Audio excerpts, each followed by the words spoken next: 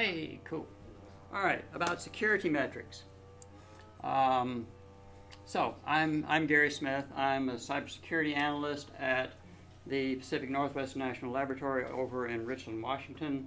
I'm in the Molecular Science Computing Department, which is part of the Environmental Molecular Science Laboratory. We do lots of interesting stuff there. We have several supercomputers. I do the cybersecurity for several of the supercomputers there. So let's, does that work? Nope. Go. I hate pop-ups. Okay. So, to set some context, how do you think about security? I think about security with what I call the 5 golden principles of security. The first one is know your system. Know what runs on it, know what the network traffic is like, know what your users are doing, know what your responsiveness is, how your network is set up. Number 2 is principle of least privilege. Don't give processes, individuals, systems, networks, clouds more privilege than they need to operate. For instance, does the CEO need to have the root password? Probably not. Defense in depth. This is the idea of having multiple rings of security around your stuff so that an attacker may break in through one, but another one stops him. Prevention is key, but detection is a must. You can patch, you can do all sorts of things to prevent people from breaking in or breaking out. But if you don't know that something bad has happened, it's game over, as Bill Paxton says in Aliens. And the last one is know your enemy. Know how your enemy is trying to get in. Learn what tricks of the trade he's going to use. Practice them. Learn what he's doing. Break in on yourself before they have a chance. So, what is a security metric anyway? We kind of have maybe this internal idea about how or what a security metric is. I had to go a long way back to find out what a good definition of a security metric is. A metric is a system of related measures enabling quantification of some characteristic. In other words, it's something that you can measure, that you can put a number to. A measure is a dimension compared against a standard. Is this high? Is this low? Is this bad? Or is this good? So a security metric is a system of related dimensions compared against a standard, enabling quantification of the degree of freedom from the possibility of suffering damage or loss from a malicious attack. This business about the malicious attack is important. And you see how far I had to go back. I had to go back over 11 years to find a good definition for what a security metric is. But we sort of have this kind of internal idea about what a security metric is. We know what security is, and we know what a metric is, so if we put them together, we kind of have this maybe idea about it. Okay, so where do you get security metrics from? Do they just pop out of Zeus's head like Athena did? No, they don't. Security metrics don't just pop up. Security metrics can come from a variety of different sources. One of them is directly from programs. Lots of programs keep internal data on themselves, and then you just query them and say, give me your numbers, and it gives you your numbers, and you're good to go.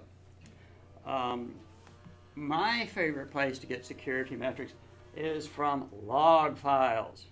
I love log files. There's gold in them, they're log files. There are a rich wealth of places to get stuff from. And it may be your system log files. It may be your login files. It may be your event files. There may be security files. Windows has a lot of log files that it writes information to.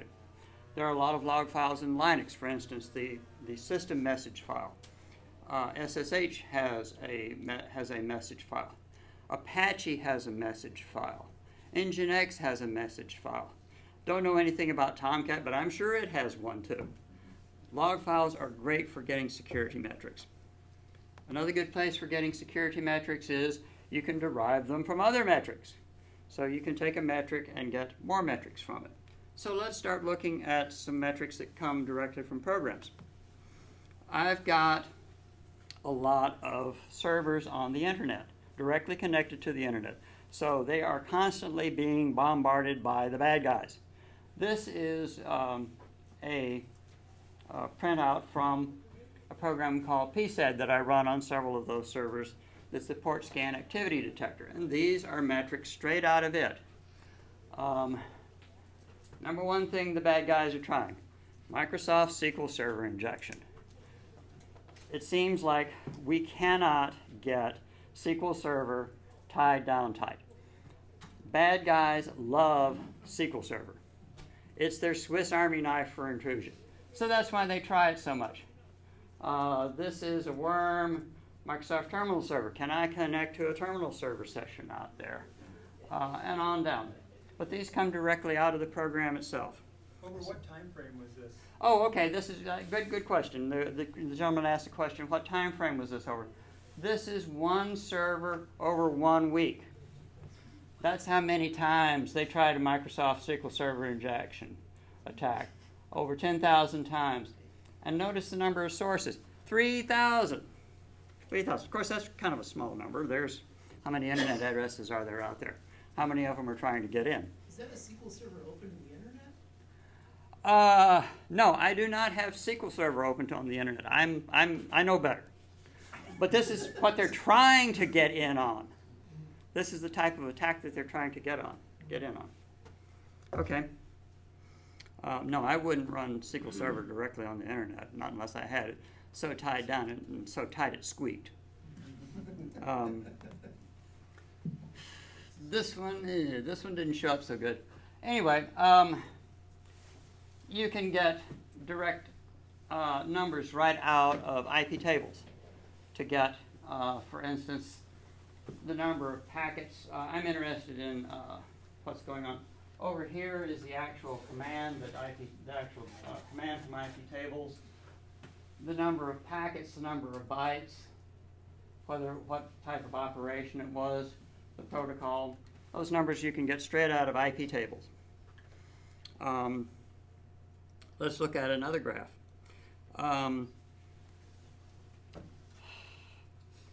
Metrics don't have to be complicated. You don't need differential calculus or impressive physics or set theory or anything like that to get good quality metrics out, security metrics out of something. They can be something just as simple as a count. Here's a graph showing a count of TCP packets dropped, ICMP packets dropped, and UDP packets dropped. Think this might be something interesting right here? Potentially. Could be something interesting.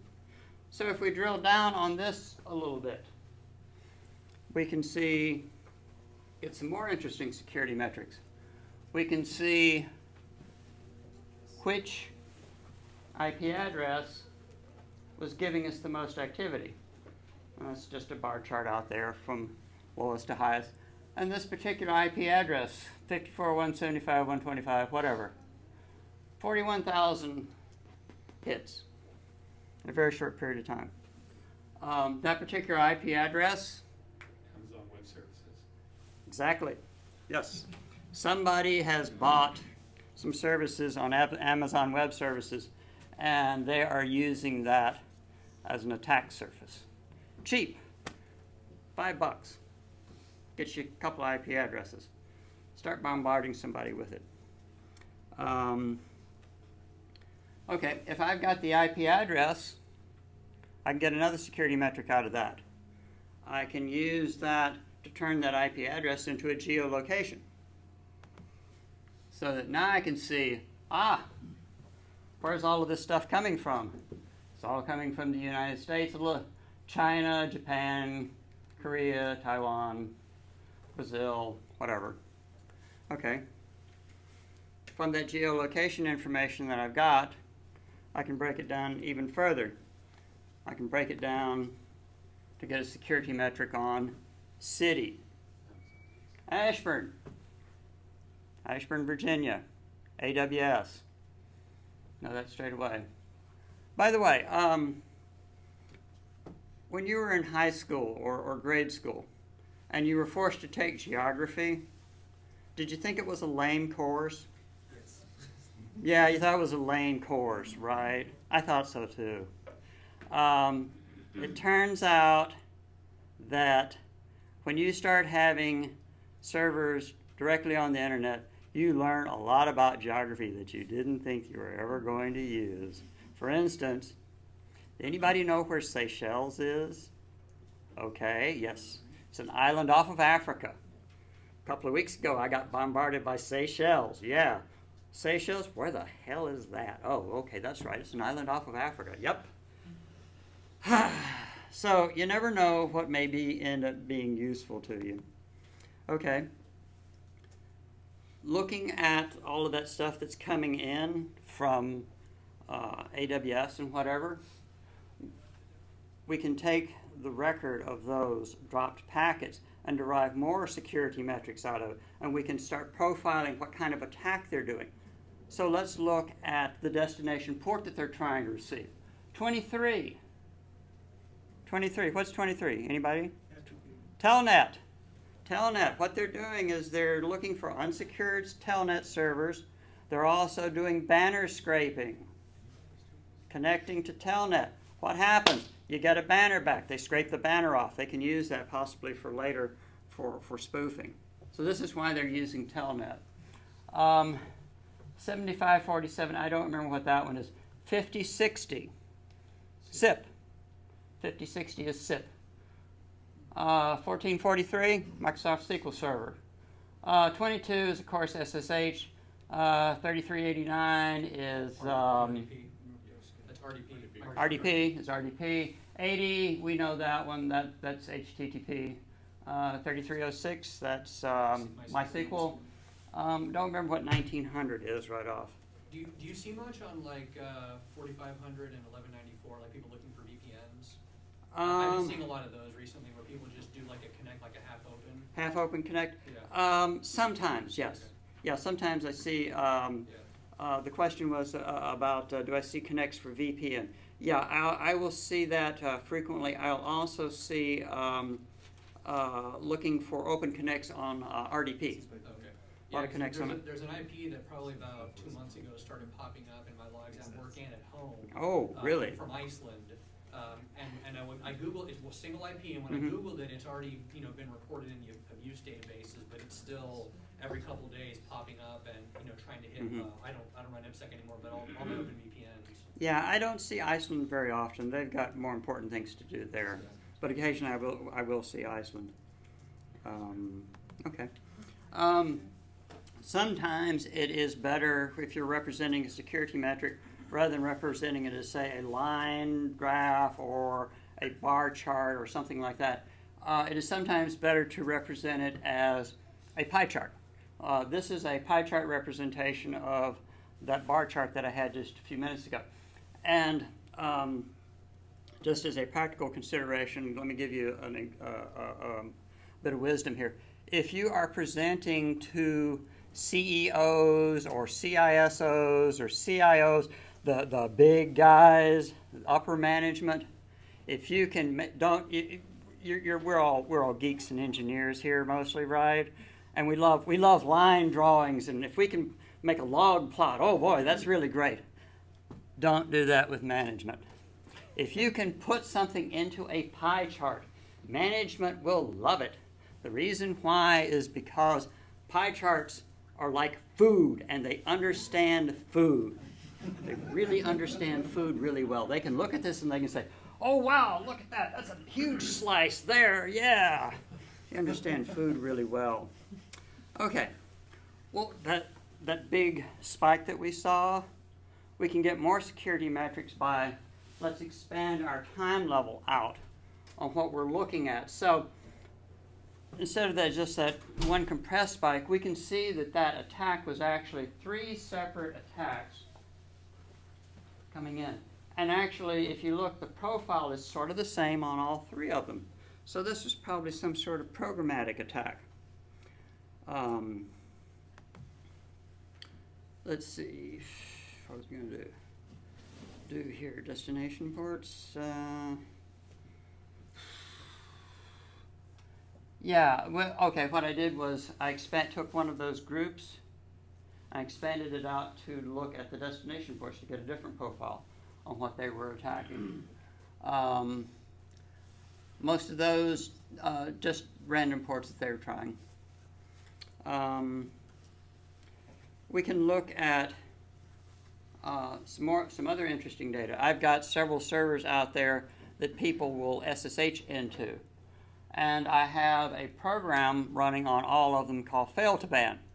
Fail2Ban is a great program. You can set it up so that if someone tries a certain number of times to log in and they can't, their IP address is blocked on SSH for a particular length of time, say an hour or something.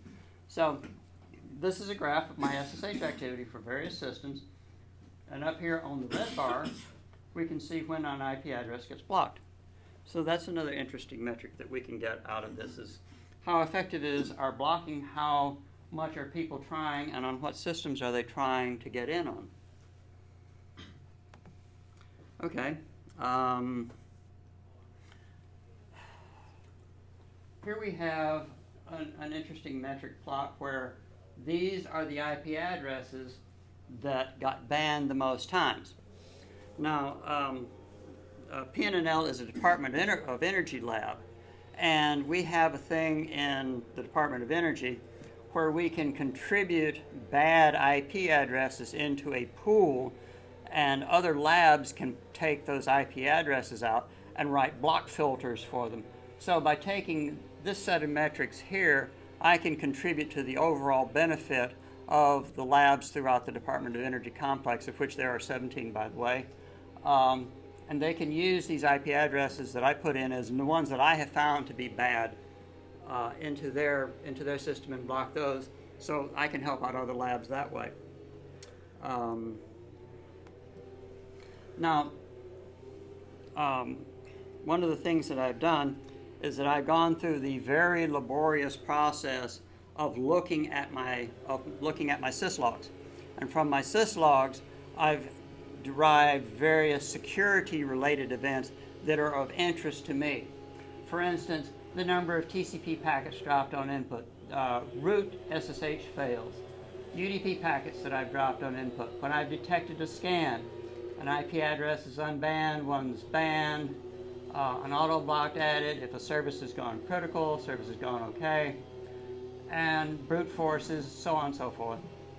And I plot that out, so I can see that which events are of most interest to me from getting security metrics like this.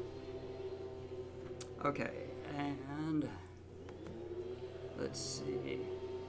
Okay, sort of a prelude to something I'm going to be talking about this afternoon with blacklisting.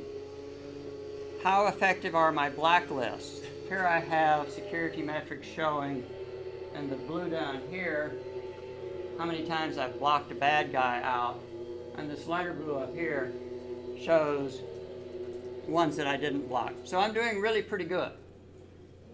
There's a pie chart showing over here how effective it is. So most of it is I'm blocking them. The blacklist is succeeding. A few are getting blocked. So that's roughly 92% right there. So that's pretty good. Pretty good blacklisting right there. It is frequently useful to put metrics side by side. So more pie charts. Here's the number. Here's the IP addresses that are showing up on my blacklist, and here's ones that are not. Ports that are being blacklisted, ports that are not. Now what I can do is I can take this one and I can say, okay, 8080, 1900, 5900, so on and so forth. I can add that back into my blacklisted ports and use those metrics that way. Remember I said that I could take an IP address and turn that into a city and a country? I can also turn that into a latitude and longitude. If I can do a latitude and longitude, I can create a heat map. So here I have two heat maps each side by side. This is where that bit on geography comes in handy. Being able to identify something. Here I have the places that I'm blacklisting addresses. Here I have unblacklisted ones. As you can see, I'm getting lots of stuff from Korea, China, Thailand, Russia. There's Iceland, the gentleman over there. I've even seen stuff from Madagascar. So far, I have never seen an attack come from Antarctica. There are two reasons, I think, why I've never seen Antarctica. One is that there's not very many people there, and they've got a lot to occupy their mind, and it's just cold there. They're trying to stay warm. Is there a lot of internet activity in Antarctica? A lot of internet activity out of Antarctica. No. In fact, the only way that I know that you can talk to Antarctica is through Iridium satellite phones. That's one of the reasons the government wants to keep the Iridium satellite network going, is that there's a lot of places that you just can't reach except through the satellite phone. Okay. All these metrics I've been presenting so far have been pretty good for the engineer, the scientist, the system programmer, the network specialist, something like that. But what would be something that a corporate type would like to see? Well, Nessus is a vulnerability scanner that I use, and here's a very long plot starting quite a number of years ago that shows the number of Nessus vulnerabilities over time. And management likes seeing something like this. This is just the high and the medium and the high vulnerabilities, the count of them over time. And you can see that over time, I've been able to reduce the number of vulnerabilities down. But they like seeing this sort of thing because it says, we're making progress. Now remember, I had a slide earlier, I think I skipped it, that had the most common usernames that people were trying to get in on using for brute forcing SSH. Well, we can extract those out of the syslog really easy, just awk, sed, perl, whatever. And then let's feed that into a word cloud generator. And we get something like this. Ooh. Yeah, now the reason this is really good, because if you just do the top 10 or the top 20 usernames that they're using, you'll miss some. But putting this into a word cloud shows all of them relative. Well, obviously, they're trying real hard with Oracle. Oracle's their favorite one. Test, Jack, Alex, Sales, Test 1. But there's also some other interesting ones that are popping up, like Eggbreaker 2. Okay. MySQL, Keep Run, Syslog, Sysop, Testing, Guest. That one doesn't show up to it. MyWine, don't really understand that one. But this is a good way of representing that security metric and being able to immediately see what usernames are coming in most often. This one's kind of interesting. This one tells me something right here.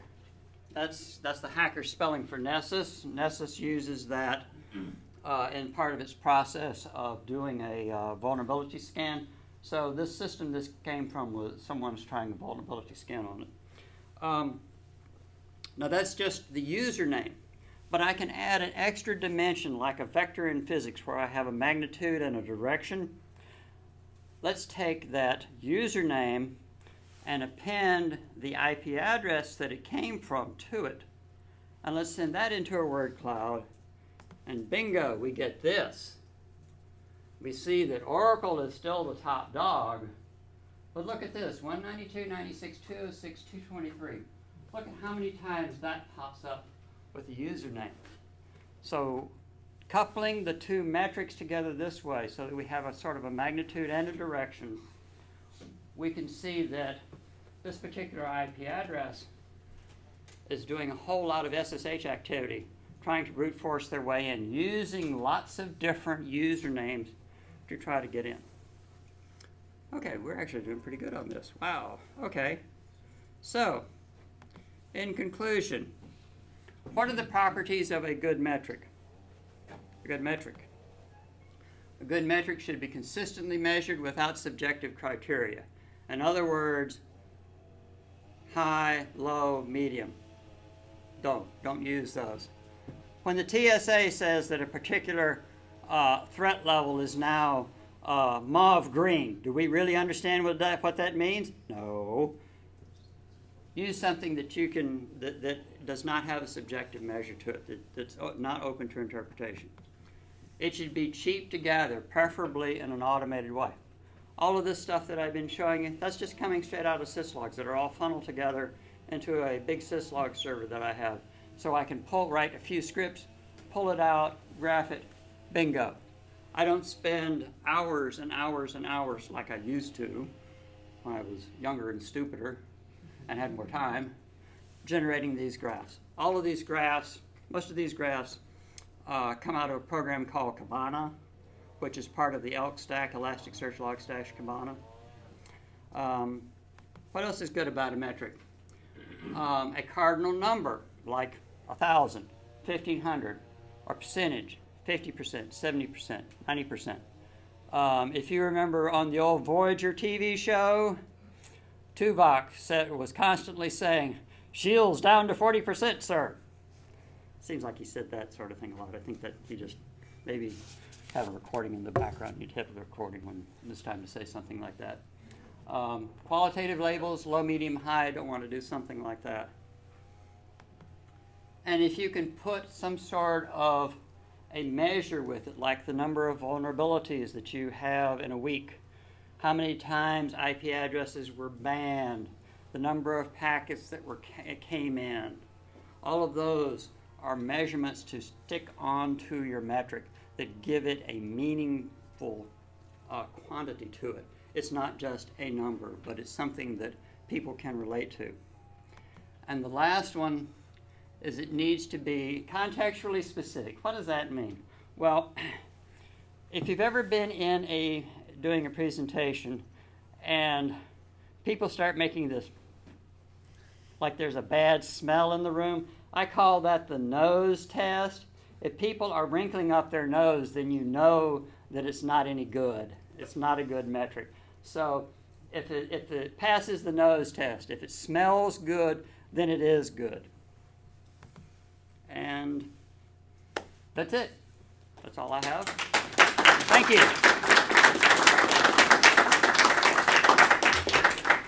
Questions, anyone?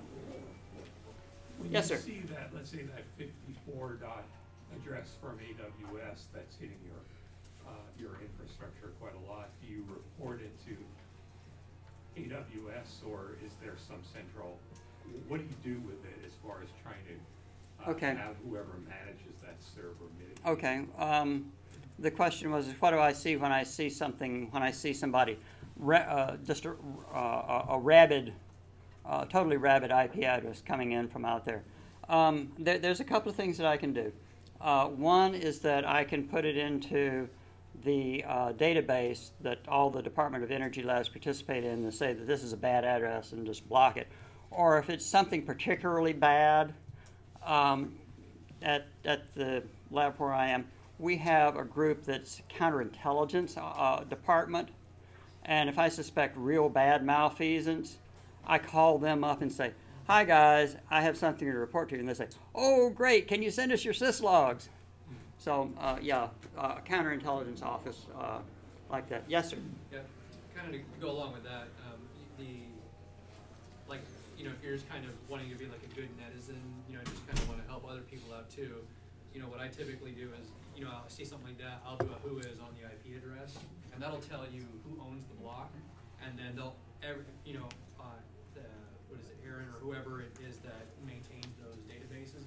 every assigned block has an abuse address listed there. Yep. So, you know, you just email them. Now, you know, your results may vary, right? Yeah. You know, if you get some, you know, little, you know, ring-ding ISP in China, are they going to do anything about it? Who knows? You know, if you get Amazon, they're likely to, you know, take action. You're right, right. What do you provide them to increase the chance that they'll act on your? I mean, usually a syslog. You know, Usually your syslogs, or if you can, or one of these graphs that shows, yeah, something that shows them. something that shows that, evidence, you know. yeah, a snippet of your syslogs, a graph like this, that works really well. Something that'll let them Let them know, because that graph in your syslogs, that gives them a time range, and they can say, well, okay, who had this block of that particular address at this particular time range? Oh, Joe Smurd in Bartlesville, Oklahoma had this particular address, and well, we're not gonna take any business from him anymore. He's obviously a bad guy. If you use Fail2Ban, there's a plugin you can get from the website blocklist.de. Yep. And Fail2Ban will automatically scrape the whois address for that IP, and then use a mail template to send to the abuse email of Yep. that IP, and it'll automatically report it in real time. Yeah, as a matter of fact, I use that particular blacklist in my blacklisting stuff. Yeah, Fail2Ban's a great program, and it's free. It's open source. It not only does SSH, it does FTP, mail. Most any TCP protocol has got stuff built into it, and they're constantly working on it. That's FAIL, the number 2 ban, BAN. This gentleman over here mentioned whois. If you want to go to a website to find that kind of information out about who owns an IP address and who the abuse coordinator is, the site domaintools.com, I use that regularly for finding this kind of information out, like what's their CIDR block address if they're being really abusive and they're doing this from a whole bunch of IP addresses, and I want to know what CIDR block to block, I can get that from domaintools.com. Highly recommend them. Another place that another IP address, another website that I recommend for finding out information about a particular IP address is called ip-tracker.com. No, .org, I'm sorry. This will tell you where that IP is located, which is very helpful. It'll also tell you the name servers and something about it, and even show you a geolocation on a little map. But that's very helpful, because sometimes you get in an IP address and you say, well, I have no idea what this is. But over a while, you learn where certain IP addresses are just coming from. But iptracker.org is really good for finding out where a particular IP address is located. The gentleman in the back had a question? No? Yeah. One more question. Thanks for stepping in at the last minute to do this talk. What kind of real-time monitoring solution do you use in addition to gaining metrics? Okay. I've got approximately 1,500 systems generating syslogs. That all goes to a centralized syslog server. It's a pretty beefy machine. For gathering all that syslog stuff in, I use syslog-ng. Syslog-ng is a really industrial strength syslog server. It is just phenomenal what you can do with it. I do some filtering on it, but then that goes into a file. Then syslog-ng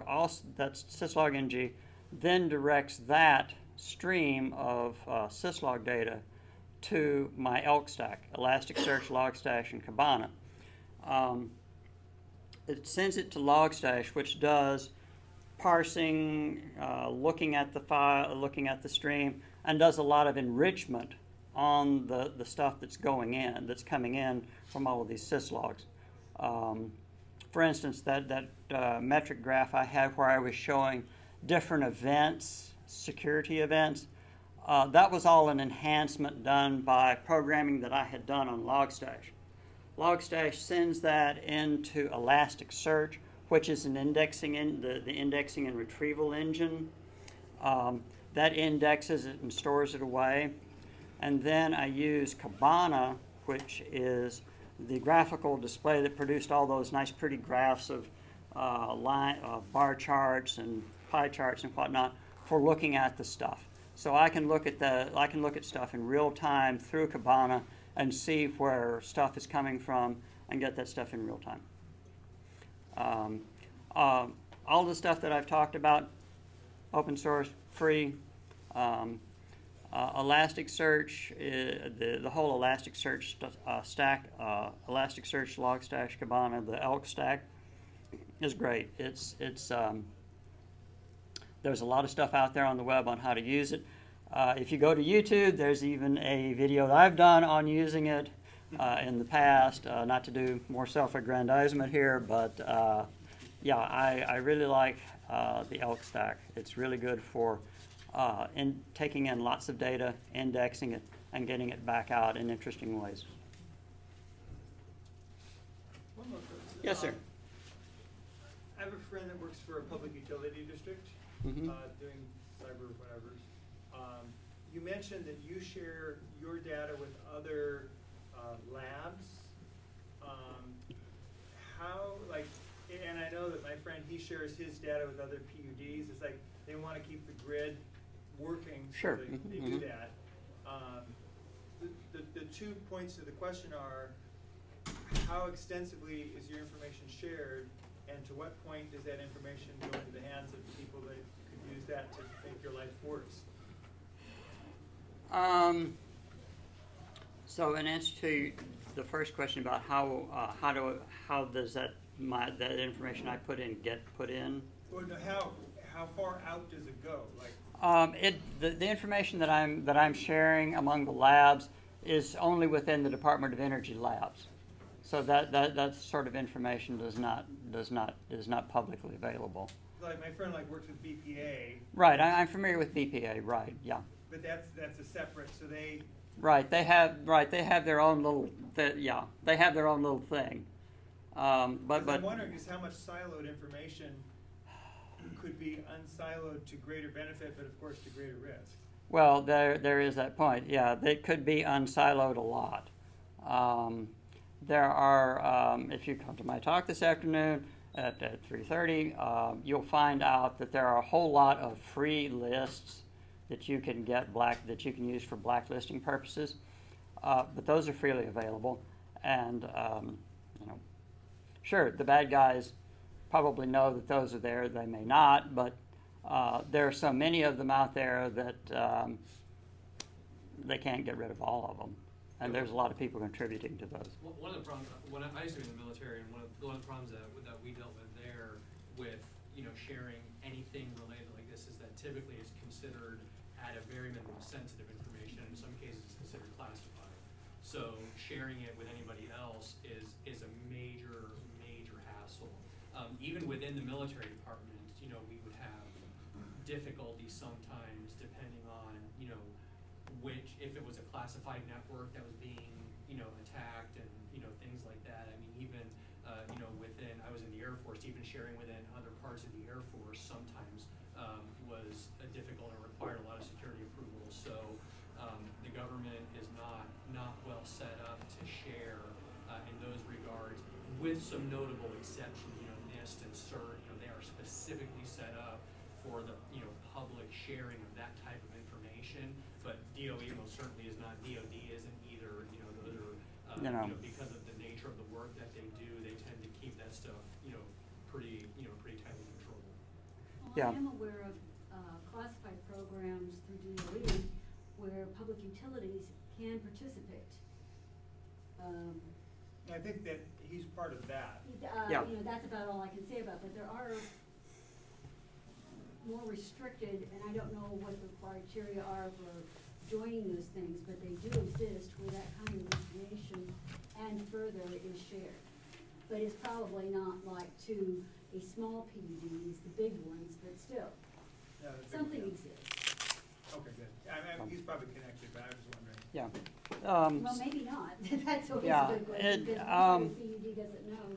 I know of BPA because one of the things that I participate in, there's a site security call every week that DOE sites can call into and participate in to talk about security-related things. And sometimes BPA does call in. So I know a few people by name there. But usually the information is quite siloed because to some extent what types of attackers you will see or what types of things that you're seeing will be specific to your particular interest. For instance, you're not going to see a type of attack on an Air Force base that you would see on a public utility like water mains or electricity. So that sort of information doesn't get really shared, but because the type of activity that you're seeing is fairly restricted. Thank you. Thank you. Thank you for listening.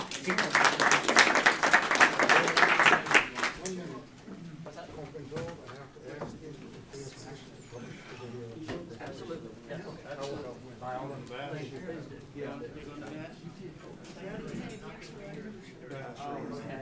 Well, it's probably going to be recorded, so yeah. I think I saw this guy's back.